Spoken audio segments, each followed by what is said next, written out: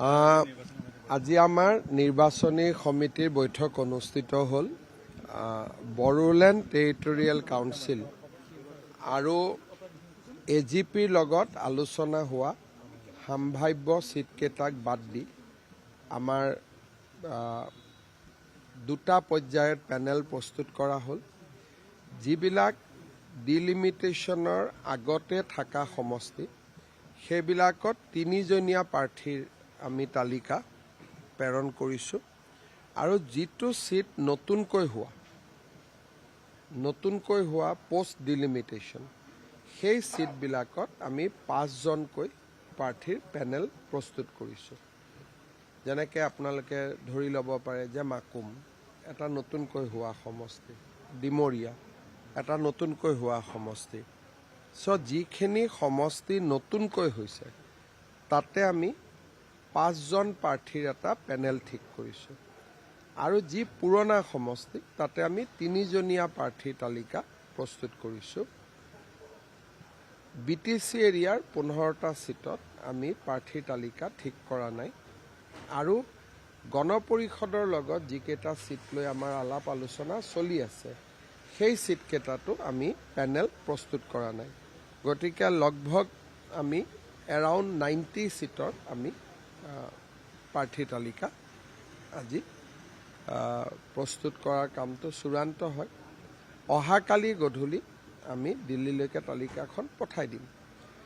দিল্লীয়ে হয়তো গণপৰিষদ আৰু BTCৰ যিটো আলোচনা সেইটো শেষ হোৱালৈকে অপেক্ষাও কৰিব পাৰে আৰু সেইকেইটা সিটক বাদ দি প্ৰথম এখন তালিকাও উলিয়াব পাৰে।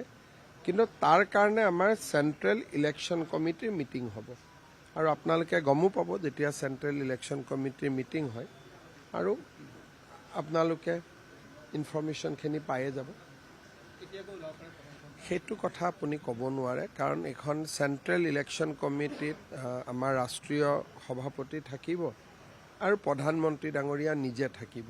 স্যাৰ BTDত BPFৰ ফালৰ পৰা কোৱা হৈছে যে এখন হাবি দুটাকৈ বাঘ একেলগে নাথাকে। সেইটো লৈ নাথাকিলে নাথাকিব। BJPক লৈতো কোৱা নাই, তেওঁলোকেতো UPPLকহে লৈ কৈছে। গতিকে সেইটোত আৰু আমি একো কমেণ্ট নিদিওঁ।